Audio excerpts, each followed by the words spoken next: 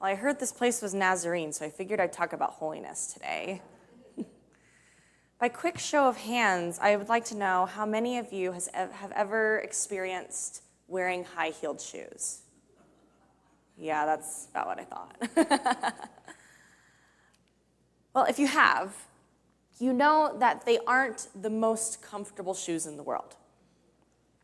For those of you who have not experienced this, what happens is your heel is raised up, hence the name, and all of your weight is shifted onto your toes. And guess what happens? It hurts. Even in my most comfortable pair of high-heeled shoes, despite the fact that I can get around pretty well in them, they're still going to make my feet hurt. And I'll always walk better without them. And why is that? Because human beings weren't created to walk on our toes.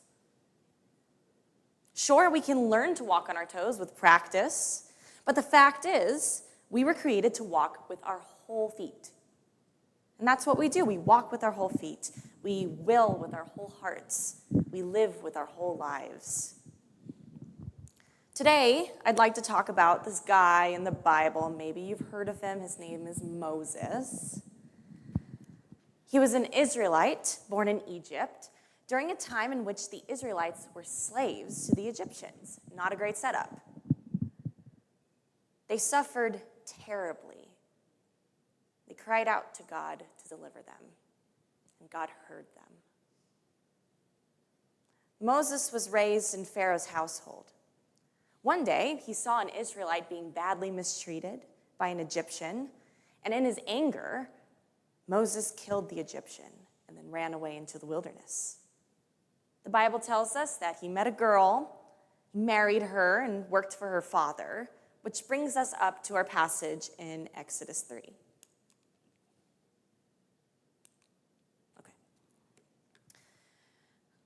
I'm sorry, I know that's really small.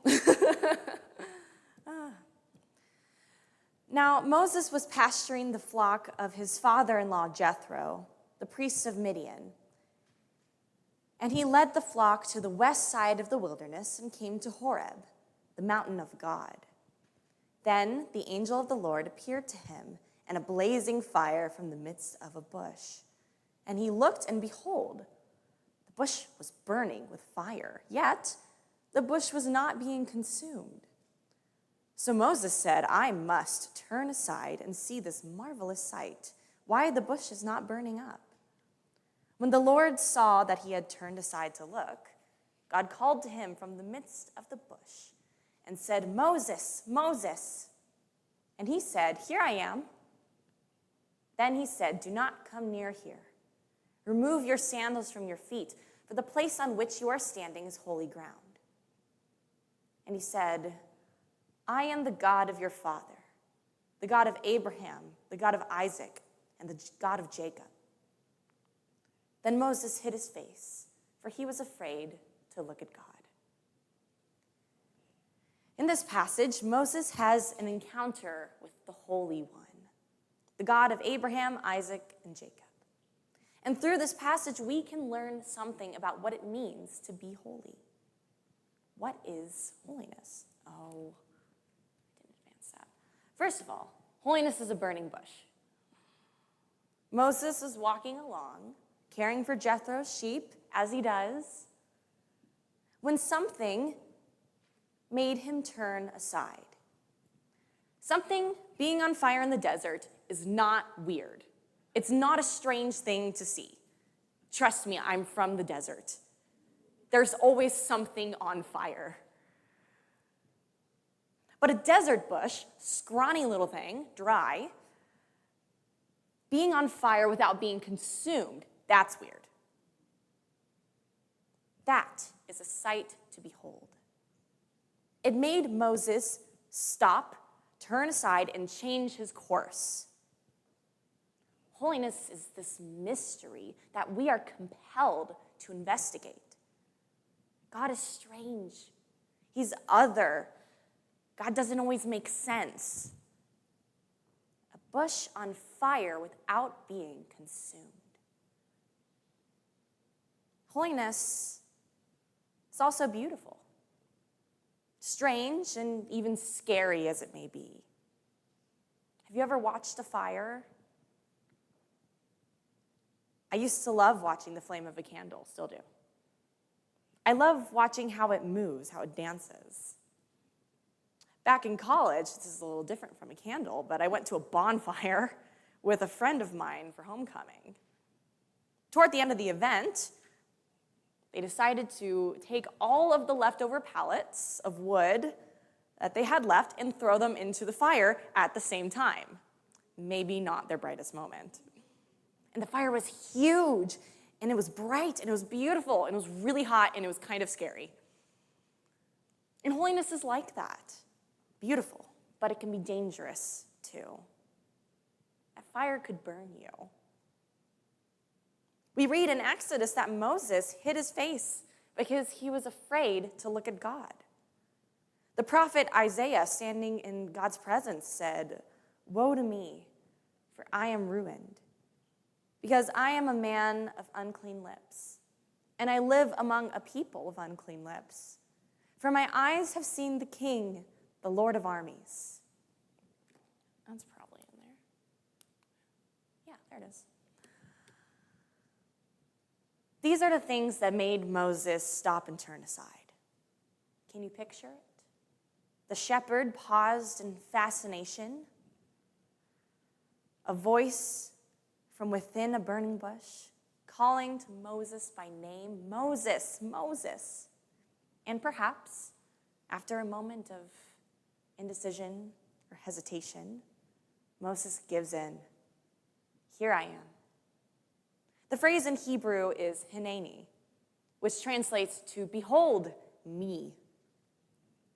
In other words, behold, look, I am here for whatever you are calling me for, whatever you are about to say, I'm in. I'm at your disposal. We know that this is a God who will call us by name and invite us in. Holiness is that which makes us turn aside and draws us into the very presence of God. As we walk together toward the burning bush, I ask you, are you in? The next thing that's Hineni. Behold me. Next, we learn that holiness is only found in God's presence. Upon invitation, Moses advances toward the burning bush.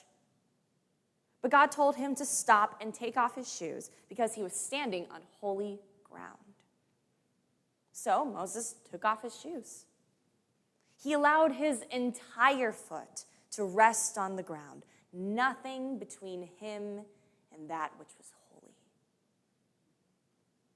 Now, holy ground does not need to be by some super flame-retardant bush in the desert. I'm not sure there are any of those around here. The Bible tells us that there's also holy ground by Gilgal after the Israelites had crossed the Jordan River. And the truth is, holy ground and burning bushes can be found and are found wherever God happens to be. Maybe you meet someone who's kind and generous, and they live their life in this way that's just different and genuine and strange and beautiful. That can be a burning bush. Maybe there's a moment in church when the pastor calls for an altar call.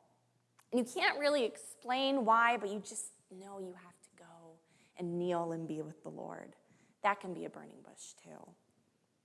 Or maybe you're stopped in your tracks by the most beautiful sunset you've ever seen in the Walmart parking lot. That can be a burning bush too. These are the places where we can find holy ground. Will you take off your shoes?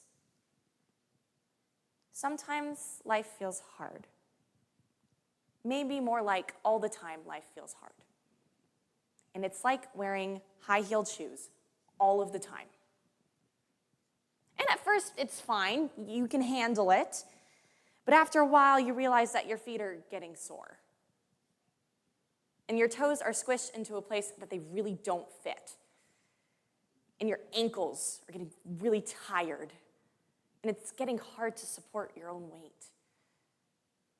You start to realize that you are walking in a way that just doesn't work anymore. So what do? God invites us to take off our shoes and to stop walking away. We are called to walk in God's presence with our whole feet. You can't be a Christian on your toes. Not sustainably, anyway. You have to walk with your whole life. It's not just the parts of you that show up to church on Sunday. It's the whole you. God invites all of us, not just the good parts of us. We are to walk with our whole feet, will with our whole hearts, and live with our whole lives. So we need to make a decision about how and where to walk. Are we going to walk on our toes, half in, half out? Or are we going to walk with our whole feet, all in, hineni, here I am? And are we going to walk with God or without him? Do we dare venture on holy ground? Or are we going to keep walking and ignore the burning bush?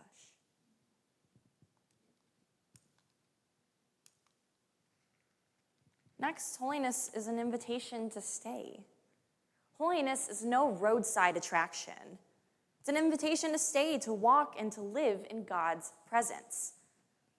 Holiness is substantial and sustaining.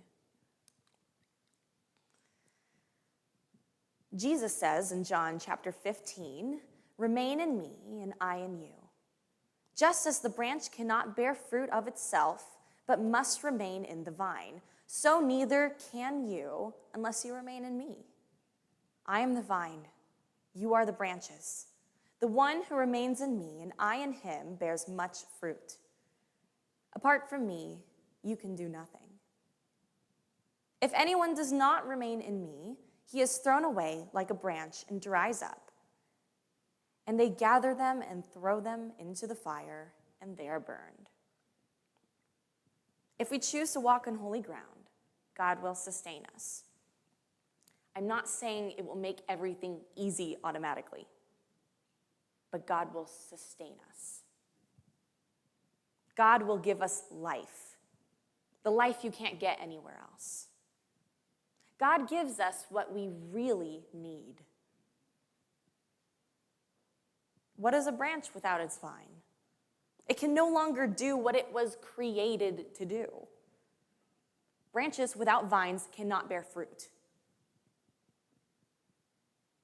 Branches without vines cannot be alive. Humans are made to walk in God's presence. By walking away from God's presence, by living in sin, by failing to love God and neighbor, we sever ourselves from the vine. But God calls us to come back, to be reunited, to be revived, and then to remain. Going back to the burning bush, a fire does not take away darkness from a space. Rather, it fills the space with light. Holiness is not taking away our sins or the bad parts of ourselves, but it's filling us with so much light and life and the love of God that sin and darkness can be no more. We are made new when we are filled with the love of God. And what is more, we are brought to life. We become alive to Christ and dead in sin. And as we live into the life God created us to live, we become more human. We become more us. A branch reunited to the vine becomes more whatever that plant is. Because it can do what it was created to do. We were created to live in God's presence, to be filled with God's love, and to outpour God's love. So when we can live into that, we become who we truly are, who we are meant to be. Holiness does not ask you to try really, really hard to stop sinning. It asks you to step into the light of God's presence and to receive God's love, to be reunited with the vine, to walk in God's presence and to love him. Finally, holiness. Wow. Maybe it's not on the slides. Holiness is participation. Exodus 3:7-12 gives us what God says to Moses as we continue reading. And the Lord said, I have certainly seen the oppression of my people who are in Egypt, and I've heard their outcry because of their taskmasters, for I am aware of their sufferings. So I have come down to rescue them from the power of the Egyptians, and to bring them up from the land to a good and spacious land, to a land flowing with milk and honey, to the place of the Canaanite, the Hittite, the Amorite, the Perizzite, the Hivite, and the Jebusite. And now, behold, the cry of the sons of Israel has come to me. Furthermore, I have seen the oppression with which the Egyptians are oppressing them. And now come, and I will send you to Pharaoh, so that you may bring my people, the sons of Israel, out of Egypt. But Moses said to God, who am I that I should go to Pharaoh, and that I should bring the sons of Israel out of Egypt? And he said, assuredly, I will be with you. And this shall be the sign to you that it is I who have sent you. When you have brought the people out of Egypt, you shall worship God at this mountain. God told Moses to go back to Egypt and to talk to Pharaoh about freeing the Israelites. Within the practice of standing and walking on holy ground is the conviction to go back to Egypt. Even after everything that Moses had done, remember he killed a man and ran away, he was still being recruited to participate in God's work. Now, Moses felt completely unqualified to do this. And you know what? He was. Except for the grace and provision of God. I am completely unqualified to stand up here and tell you all about holiness, except for the grace and provision of God. So maybe you're unqualified for some things. But the grace and provision of God can make up for it. When we walk in God's presence, walking on holy ground with our whole feet, God will fill us up and bring us to life. And with the breath of God in our lungs, he gives us the words to say. And with holy ground under our feet, he shows us the way to walk. God will reshape our hearts. We will start to learn how to walk like God walks. In other words, to live how God lives. God will teach us how. The Israelites were suffering greatly. They cried out to God, and God heard them. Maybe you've cried out to God before, under deep pain and sorrow. And maybe God has heard you. And maybe someone else is crying out, and God is asking you to help. God sent Moses to help. God had poured into Moses, filling him with love so much that he was overflowing. God fills us to the point of overflowing. And there is no end to the love of God. So in our overflow, we are called to pour into other people. Holiness is communal in that way. It's meant to be shared. not to be hoarded away on top of some hilltop or mountain. Because of this calling, the presence of God is not found on holy ground, but holy ground is found in the presence of God. God might tell us to walk in all sorts of places, even to the ends of the earth. I think I read that somewhere. But he will never instruct us to walk away from him. God calls us to the places that some might call unholy ground. He calls us to shine his light in those dark places, not by pointing our fingers or calling ugly names,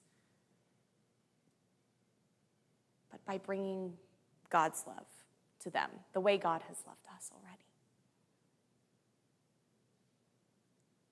He calls us to bring all peoples into sight of burning bushes so that they too may learn how to walk. Exodus 3 continues. Then Moses said to God, "Behold, I am going to the sons of Israel. And I will say to them, the God of your fathers has sent me to you. Now they may say to me, what's his name? What shall I say to them?" And God said to Moses, "I am who I am." And he said, "This is what you are to say to the sons of Israel. I am has sent me to you." God furthermore said to Moses, "This is what you are to say to the sons of Israel. The Lord, the God of your fathers, the God of Abraham, the God of Isaac, and the God of Jacob, has sent me to you. This is my name forever. And this is the name for all generations to use to call upon me." God's presence and love is not locational or situational. God is always with us because that is who God is. That is who God chooses to be. God chooses to be with us. He said, "That's my name forever." And for all generations, that's us. All generations to call upon him. God is holy, and so are his people. Because God calls them, God draws them in, invites them to stay, sends them out full of love. That is how God makes his people holy. So I ask you, church, have you ever seen a burning bush? Remember a time where you felt like you'd really encountered the Holy One. Picture yourself on that holy ground. Listen to the voice that is calling you by name. All of you, the whole you. How might God be calling you now? I implore you to respond as Moses did. Here I am.